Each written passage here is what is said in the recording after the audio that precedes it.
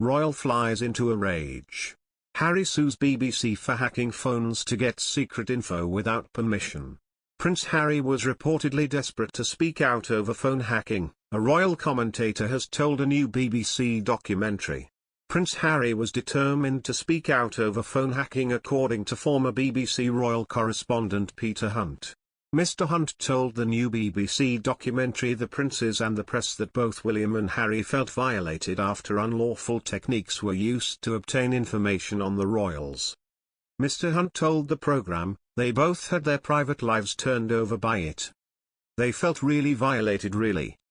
You know, when you saw the evidence of what had been accessed, you know, including, I think it was Kate's phone on Valentine's Day, I think they found that really disturbing.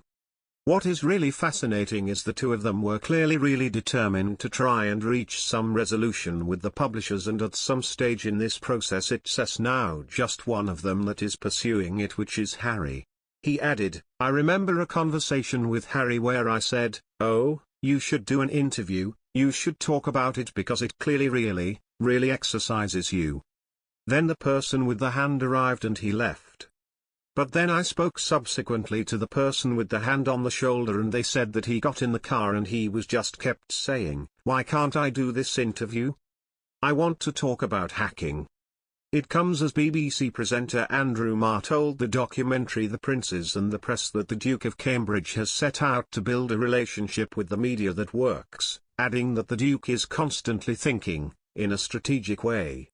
He said, William knows he has to deal with the media day in day out for the rest of his life. And therefore he has to have a relationship with the media that works. He's constantly thinking, I think, in a strategic way, about how to handle that, how to deal with that.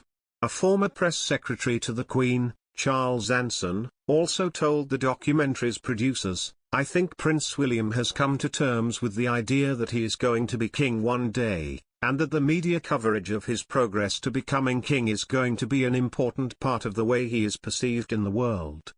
The BBC approached Buckingham Palace, Clarence House and Kensington Palace for comment.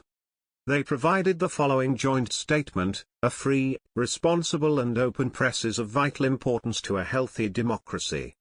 However, too often overblown and unfounded claims from unnamed sources are presented as facts, and it is disappointing when anyone, including the BBC, gives them credibility. A private investigator has apologized for targeting the phone of a former girlfriend of the Duke of Sussex and admitted he helped rob him of his teenage years. Gavin Burrows told the BBC there had been a ruthless culture in parts of the media in the early 2000s, when he said Chelsea Davies' phone had been under surveillance. He told a BBC documentary called The Princes and the Press there was a much greater interest in Harry than his brother, the Duke of Cambridge, when he began working for the now-defunct News of the World in 2000. Editors told him putting Harry on the front page sold more copies of newspapers than William. As explained to me by a couple of editors, Harry had basically become the new Diana, he said.